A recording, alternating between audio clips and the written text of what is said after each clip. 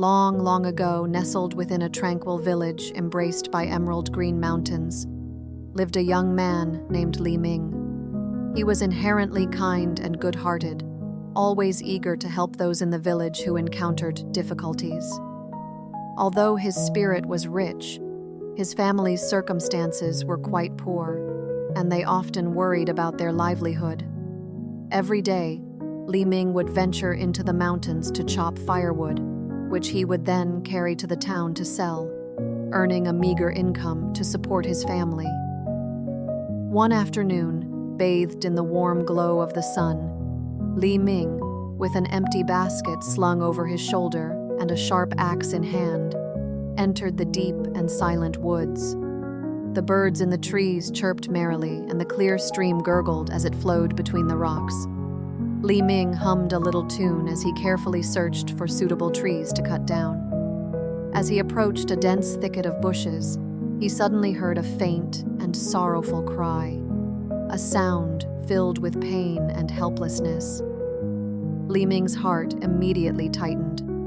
He put down his axe and carefully parted the bushes, wanting to see what had happened. Pushing aside layers of leaves and branches, Li Ming saw a small fox. Its fur was as white as snow, but now it was dirty and disheveled. One of its slender hind legs was tightly caught in a rusty-looking trap, and bright red blood stained the surrounding soil and the white fur. The little fox whimpered in distress, its eyes filled with fear and despair. Li Ming's heart softened instantly.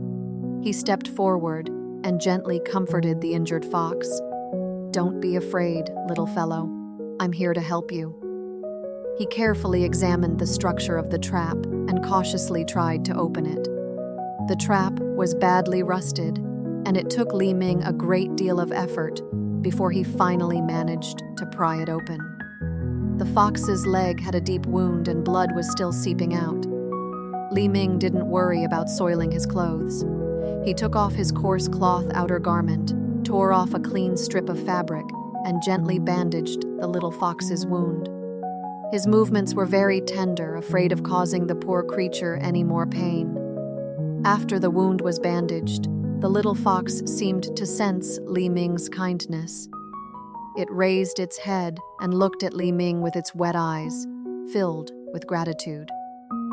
Then, it stretched out its tongue and gently licked Li Ming's dirt-stained hand. Li Ming felt a warmth spread through him. He knew the little creature was thanking him. After a while, the little fox struggled to its feet. Although its leg was still a bit lame, it could walk slowly. It looked back at Li Ming once more, let out a few soft whimpers as if saying goodbye, and then carefully trotted into the dense forest, soon disappearing into the green shadows of the trees. Li Ming watched in the direction the fox had gone, a feeling of relief washing over him. Time passed quickly, and in the blink of an eye, several months had gone by. Li Ming continued to diligently chop and sell firewood every day. His life was still simple and poor, but it was peaceful and stable. One day, Li Ming, carrying a load of firewood, was on his way to town to exchange it for some rice. As he passed a magnificent mansion in the town with towering vermilion gates and imposing stone lions guarding the entrance, it stood in stark contrast to the simple houses around it. Just then, a woman of extraordinary beauty emerged from the mansion. This woman was dressed in a simple white robe. Her skin was as white as snow, and her features were as exquisite as a painting, as if she had stepped out of a celestial scroll. Her aura was noble and elegant, making people hesitant to approach her casually. When she saw Li Ming, a gentle smile bloomed on her face, and she softly called out, "Esteemed brother, please wait." Li Ming stopped in confusion. He had never seen such a beautiful woman before, and for a moment, he felt somewhat uneasy. "Esteemed lady, is there something I can help you with?"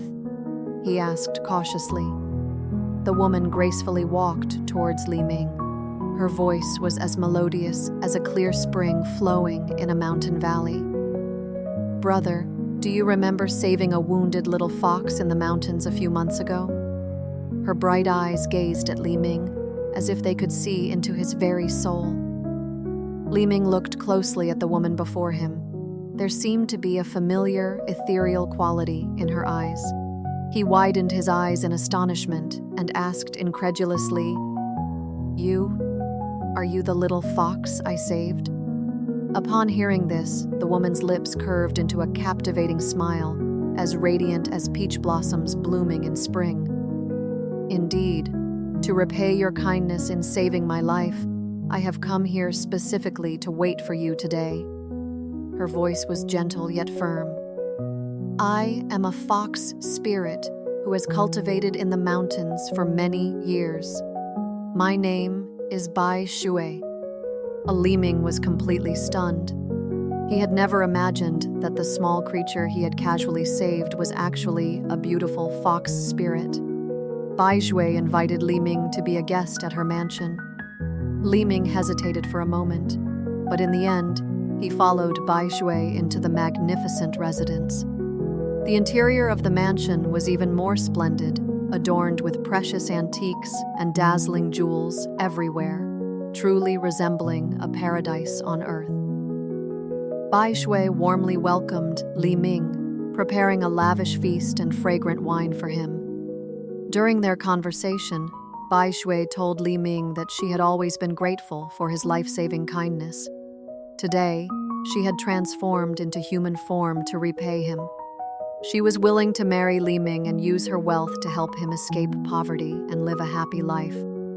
Li Ming looked at the beautiful and kind-hearted Bai Shui, listening to her sincere words, and his heart was filled with emotion. He knew he had only done a small, insignificant deed, yet he had received such a precious reward.